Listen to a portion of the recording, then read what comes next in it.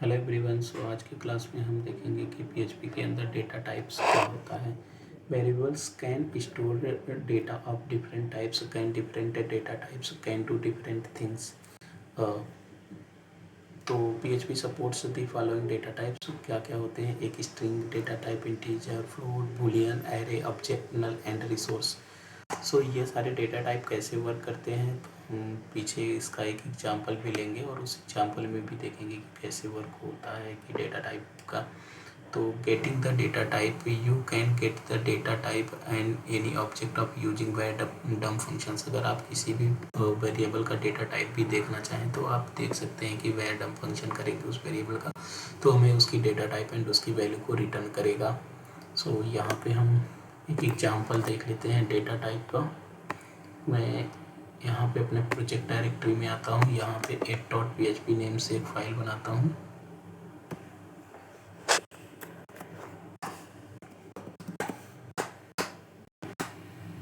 और इसके अंदर PHP कोड को स्टार्ट एंड क्लोज कर लेते हैं।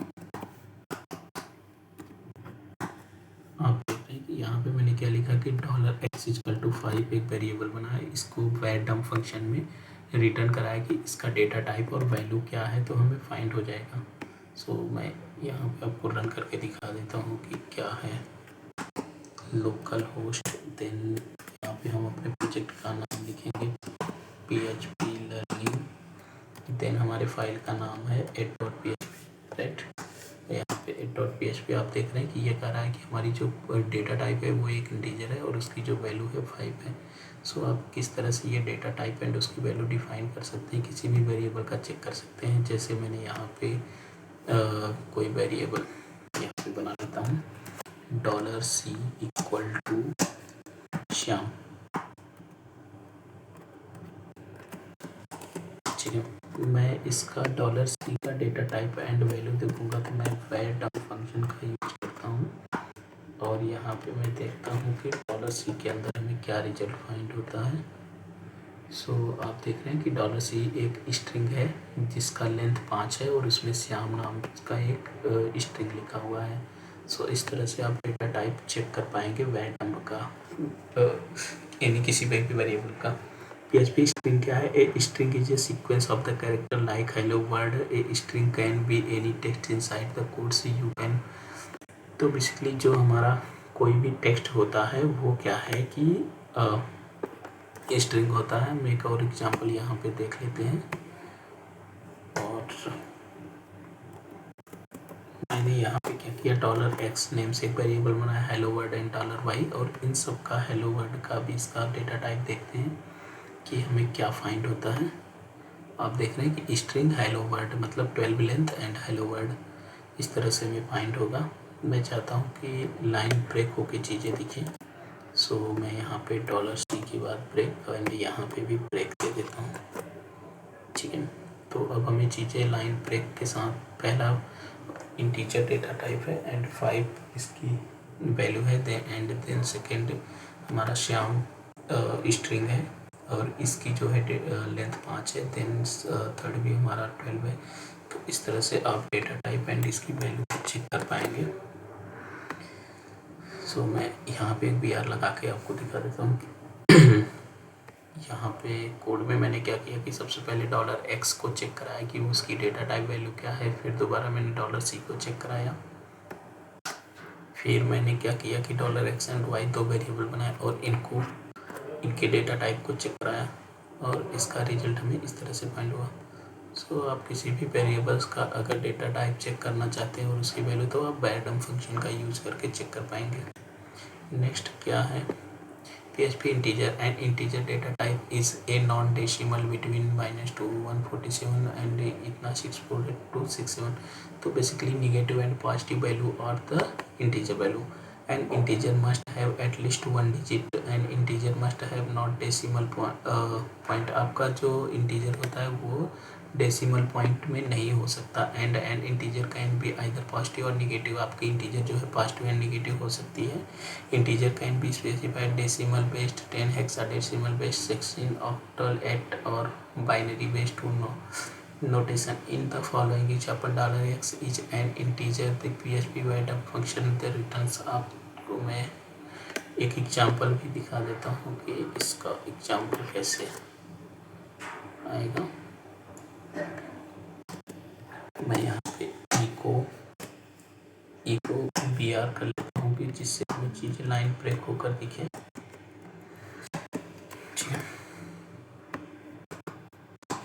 मैंने क्या किया कि यहाँ पे $x एक वेरिएबल बनाया और इसका डेटा टाइप चेक, इसको वैल्यू साइन 5985। अब हम देखते हैं कि हमें डेटा टाइप में क्या रिटर्न करता है। ये देख रहे हैं 5985 हमें रिटर्न कर रहा है। तो इस तरह से आप डेटा टाइप एंड उसकी वैल्यू को डिफाइन कर सकते हैं। PHP के अंदर फ्लोट क्या होता है, float data type. Float point number is a number with the decimal point और a number with the exponential form. अगर कोई भी नंबर डेसिमल पॉइंट में है तो हम उसको कहेंगे उसकी डेटा टाइप फ्लोट है। तो हम एक फ्लोट का भी एग्जाम्पल लेते हैं।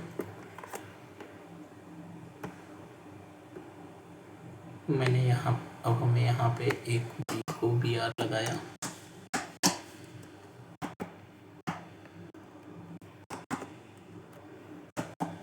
ठीक है,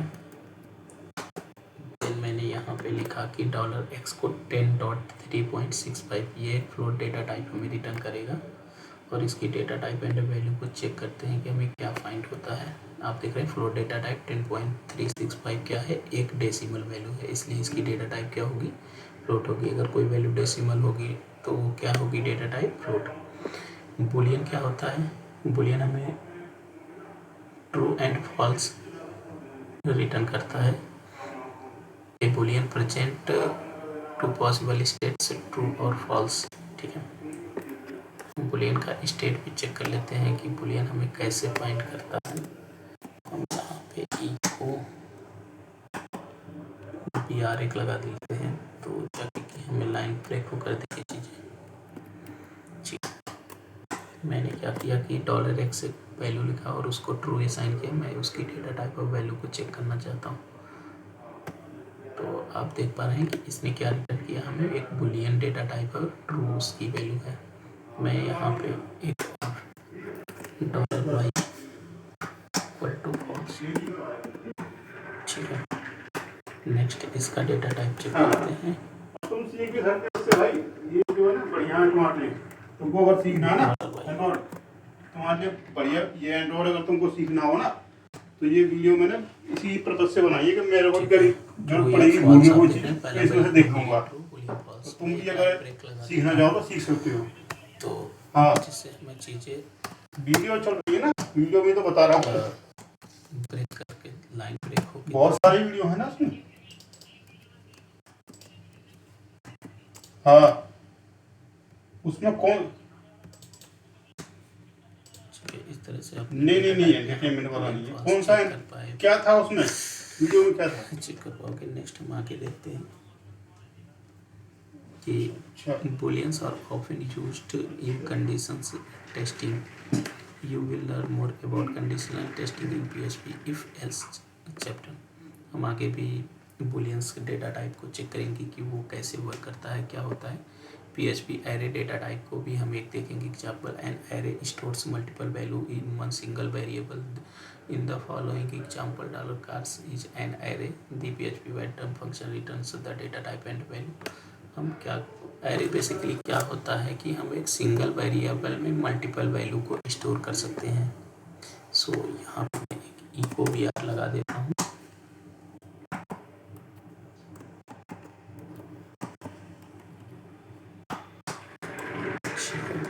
मैंने यहाँ पे $cars से एक वेरिएबल बनाया और इसको रैंडम फंक्शन कराया कि $cars यहाँ पे भी रिटर्न करेगा। सो हम इसका वेरिएबल का डेटा टाइप और वैल्यू चेक करते हैं कि क्या फाइंड होता है। आप देख रहे हैं कि ये एक एरे डेटा टाइप है और यहाँ पे हमें स्ट्रिंग पहला जो है हमारा वैल्यू 5 है एंड स्ट्रिंग टाइप का डेटा टाइप है।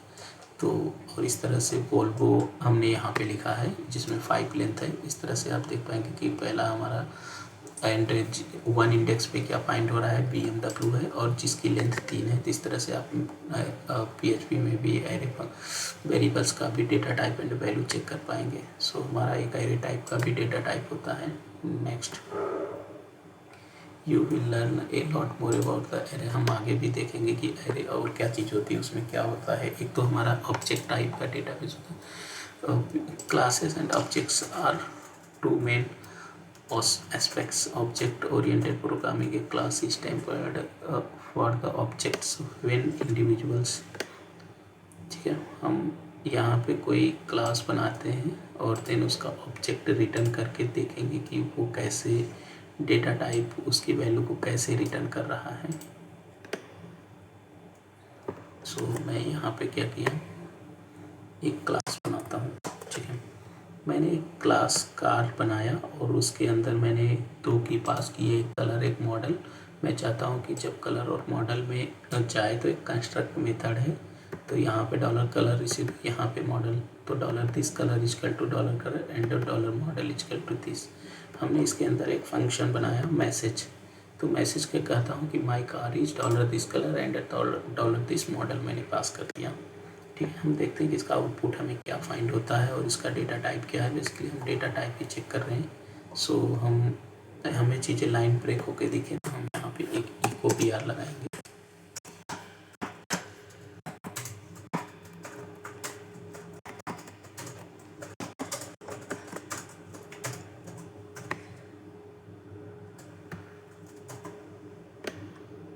आप देख रहे हैं कि एरे के बाद हमें एक ये, मैं थोड़ा सा एक लाइन और ब्रेक कर देता हूँ, मैं 2 लाइन ब्रेक करनी है। हम यहाँ पे एक सिंपल और BR लिखेंगे। सो अब चीज़ें हमें 2 लाइन्स ब्रेक होके दिखेंगे। सो अभी आप देख पा रहे हैं, पहला हमारा एरे डेटा टाइप, फिर सेकंड हमने क्या किया, ऑब्जेक्ट बनाया। किसी भी क्लास में किसी भी प्रॉपर्टी के वैल्यू को रिटर्न कराएंगे। इस तरह से हम ऑब्जेक्ट डेटा टाइप को भी रिटर्न देख सकते हैं। Next, don't worry if you don't understand the object syntax you will learn. हम आगे भी देखेंगे कि ऑब्जेक्ट कैसे वर्क करता है, ये क्या है। तो PHP जो अपने कंस्ट्रक्ट मेथड देखा, if you create underscore construct functions PHP will automatically call this function when you create object from A class. अगर हम किसी क्लास में इस फंक्शन का यूज करेंगे तो ये ग्लोबली कॉल हो जाती है। सो नेक्स्ट, जो हमारा ये कंस्ट्रक्ट मेथड होता है, ये क्या है, ये ग्लोबल फंक्शन होता है। डोंट वरी, हम PHP में नल डेटा टाइप क्या है, ये कैसे वर्क करता है। सो हम इसका भी एग्जांपल देखते हैं। Null is a special data type which can have only one value null. Null data type के पास अगर कोई वैल्यू नल है तो वो null data type return. A variable of data type null is a variable that has no value assigned it. If a variable has created without a value it is automatically assigned a value of null. Variables can also be empty by setting the value of null। अगर हमें किसी भी variables के value को empty कराना है, सो हम उसके डेटा टाइप को नल डिफाइन कर सकते हैं। सो यहाँ पे मैं इको BR देता हूँ।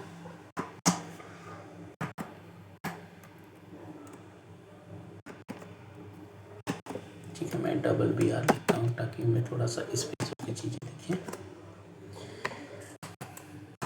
यहाँ पे मैंने $x एक वेरिएबल बनाया हेलो वर्ल्ड। मैं चाहता हूँ कि इस $x की वैल्यू एम्प्टी हो जाए, तो इस केस में मैंने $x की दोबारा से वैल्यू नल डिफाइन कर दिया। तो इसका मतलब हमें $x क्या रिटर्न करेगा, एक नल डेटा टाइप। हम देखते हैं कि क्या हमें रिटर्न आता है। रिफ्रेश करते हैं और यहाँ पे देखते हैं नीचे ये कह रहा है कि ये एक नल डेटा टाइप है, आप यहाँ पे देख पा रहे हैं। ठीक है, नेक्स्ट हम देखते हैं कि हमें और क्या चीज़ें हैं।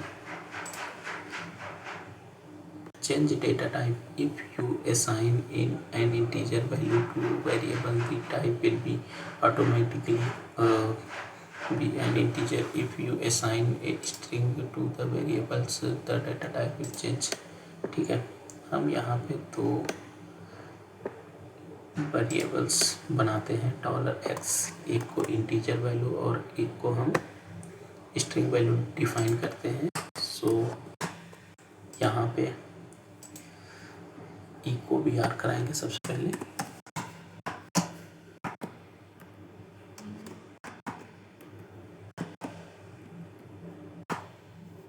नेक्स्ट फिर से हम यहाँ पे इको BR कराएंगे।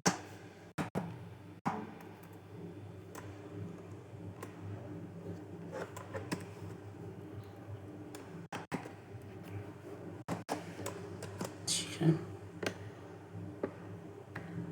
नेक्स्ट हम यहाँ पे भी एक ही को बियर करा देते हैं।